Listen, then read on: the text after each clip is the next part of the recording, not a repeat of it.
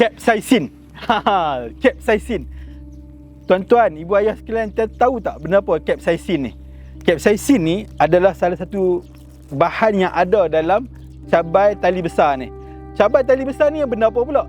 Salah satu herba tradisional yang dah beratus tahun diguna pakai dalam proses rawatan minyak herba.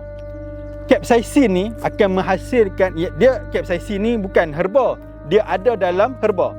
Capsaicin ni dia akan mengeluarkan satu sensasi bahasa tinggi sangat ustaz.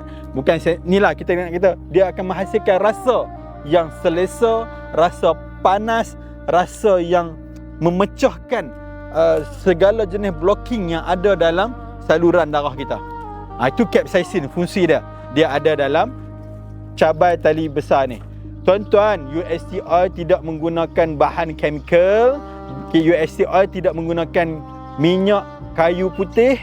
UST Oil menggunakan minyak zaitun, minyak kelapa darah, lemak pati arnak jantan, lemak belut, lemak unta dan juga bahan-bahan herba yang ada dalam ni.